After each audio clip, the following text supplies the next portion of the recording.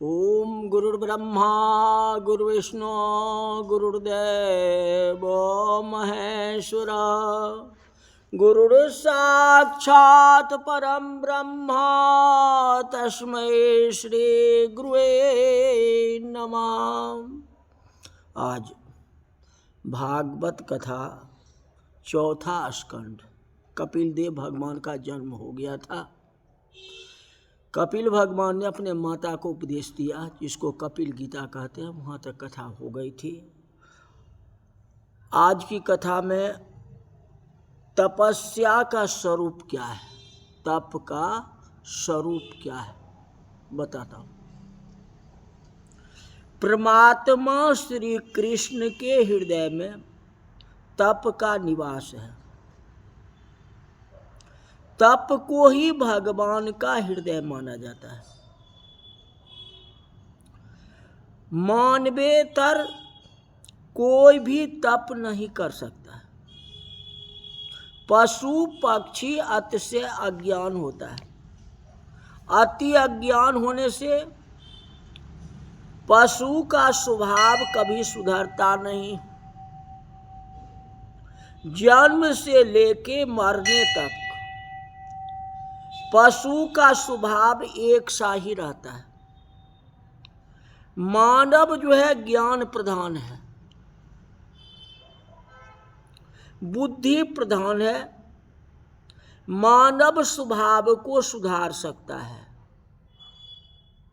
बाल्यावस्था में आपका स्वभाव जैसा था आज वैसा नहीं है, अंतर हो जाता है। आप बहुत प्रेम से कथा सुनते हो, भगवान के नाम का जाप करते हो, तभी स्वभाव सुधरेगा। क्योंकि नाम का जाप कर रहे हो ना, भगवान की कथा सुन रहे हैं ना। लेकिन पशु का स्वभाव कभी नहीं सुधरता। पशु उसको कहते हैं जो शरीर को ही आत्मा समझता है, जो शरीर को ही आत्मा समझता है। शरीर का सुख ही मेरा सुख है, ऐसा जो समझता है वही तो पशु हो गया। पशु जाति से नहीं है। मनुष्य भी पशु हो सकता है। वो अपना शरीर के मेंटेनेंस में, हमारा शरीर सुंदर होना चाहिए, उसलिए तेल साबुन लगाना, अच्छे कपड़े पहनना, अच्छे जगह घूमना फिरना, अच्छे लोग से मिलना। भगवान मिले या नहीं, भारत में तीर्थ जाए या नहीं, लेकिन अमेरिका जाना ही जी, रूस जाना ही है जी, दुबई जाना है जी।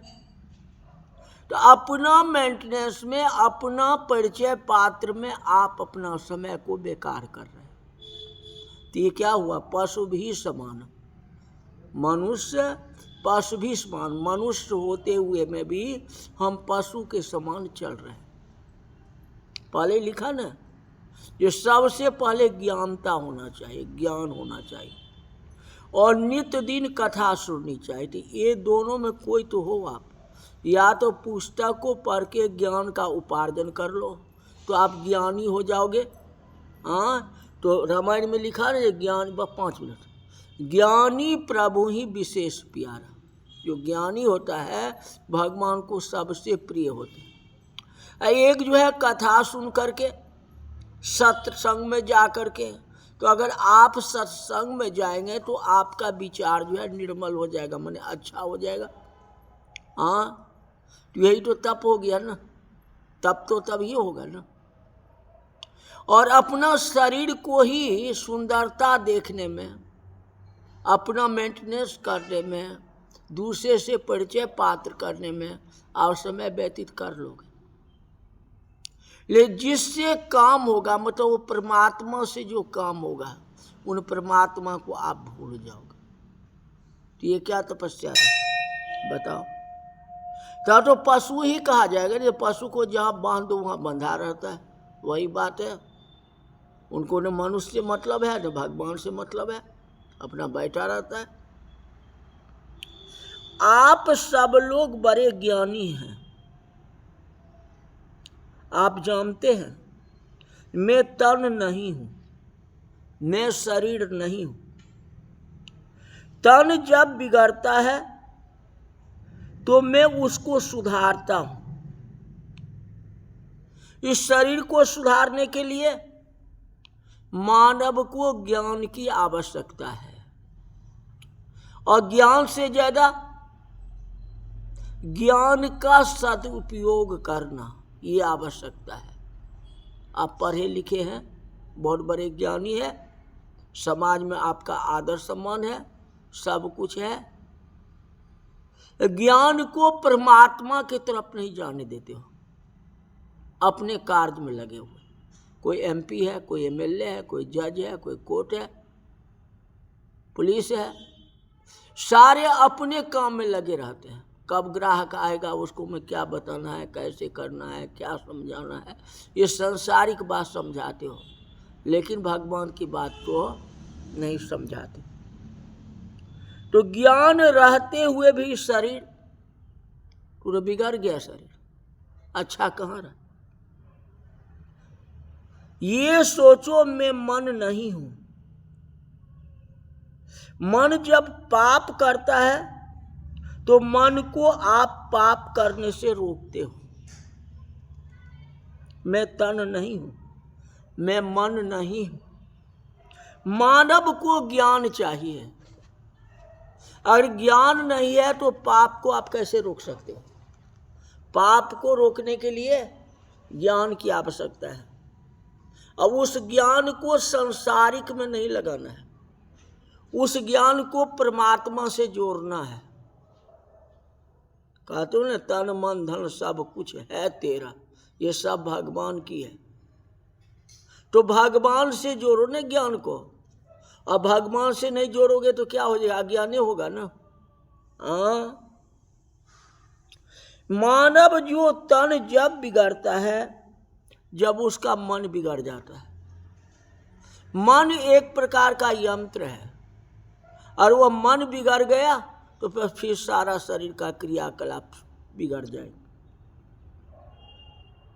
तब आप उसको नहीं सुधार सकते हो, क्योंकि मन ही बिगड़ गया।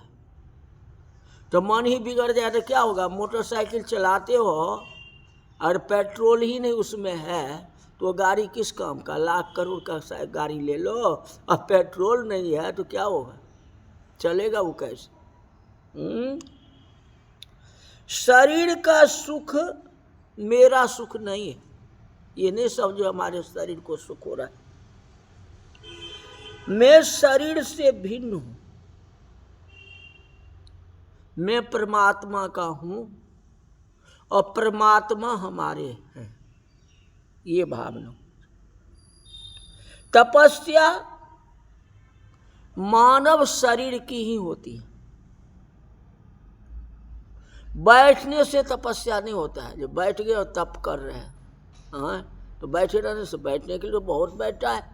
एक गाय भी तो रोड पर जाके बैठ जाती है, पूरा दिन बैठी रहती है, तो क्या वो तपस्या हो जाएगी क्या। मानव तप न करे तो परिणाम उनका पतन हो जाता है। तप करो, बैठो, भगवान के लिए बैठना चाहिए। तप वे है जो एक आसन पर बैठ करके उन परमात्मा को याद करना। जब तक भगवान नहीं मिलेंगे तब तक मैं नहीं उठूंगा।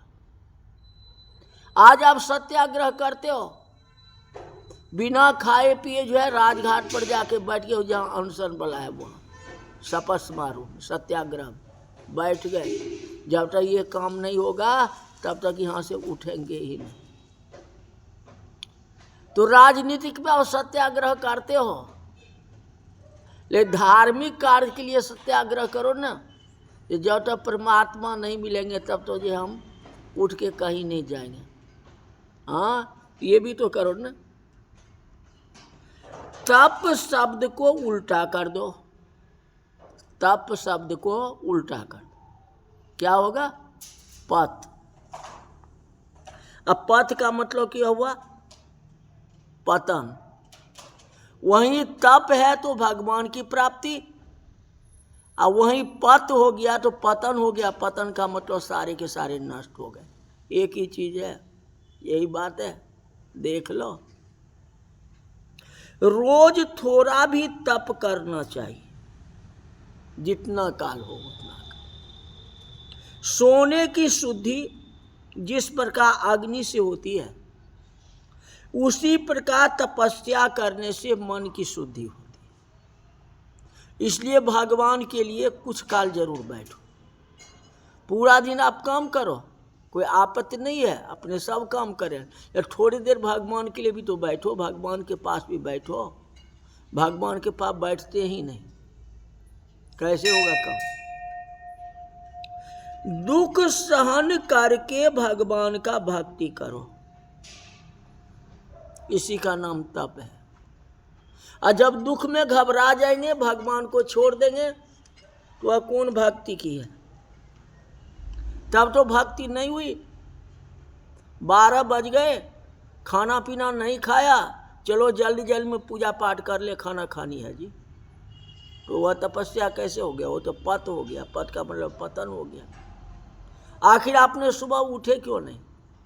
उठते तो जितना काल भगवान का आप नाम लेते हैं, मान लो आधा घंटा प्रत्येक दिन भगवान का नाम लेते हैं, तो आधा घंटा आप लेंगे उनका नाम, तप करेंगे, बैठेंगे।